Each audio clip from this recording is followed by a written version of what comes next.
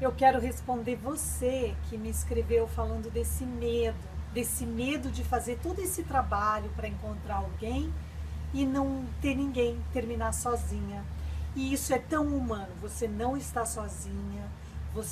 Eu recebo muitas cartas de parceiras que falam assim: eu tenho muito medo da solidão.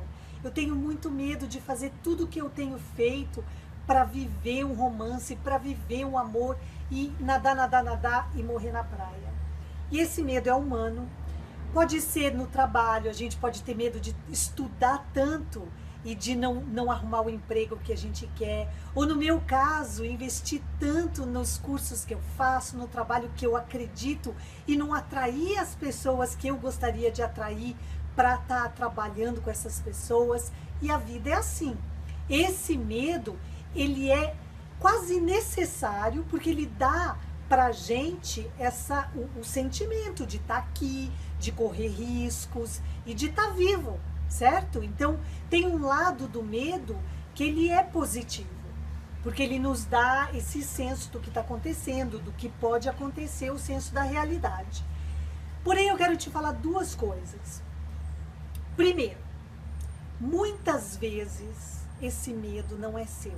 Esse medo veio lá de trás. E eu vou pedir para você pensar. Quando você pensa nesse medo específico que você escreveu, que é o medo de não ter ninguém, quem te faz lembrar esse medo? E aí vai lá e faça IFT.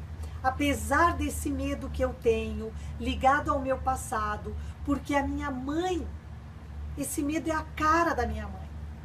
Porque ela me ensinou tanta coisa, mesmo assim eu me amo e me aceito. Bate no ponto do karatê e vai repetindo esse medo de não encontrar amor, porque e aí você completa com o que você lembrar do seu passado. Então isso é a primeira coisa. O medo nós aprendemos lá atrás e quanto mais a gente chegar na fonte, mais a gente consegue trocar o medo pela confiança. Porque são os dois lados, certo? Eu tenho sim o medo de não chegar no meu ponto final. Porém, eu tenho mais confiança ainda que me faz ter força todos os dias para fazer o que é necessário ser feito. Isso é uma coisa que eu quero falar. E a outra coisa que eu quero te dizer é o seguinte: nós não temos medo da solidão. Nós temos medo do que nós sentimos se não tivermos alguém.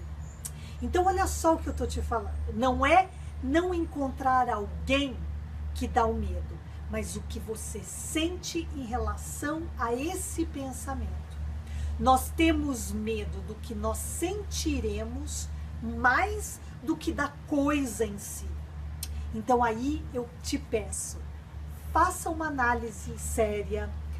Você tem medo do quê? Quais são os sentimentos que acompanham quando você pensa que não vai ter ninguém no futuro?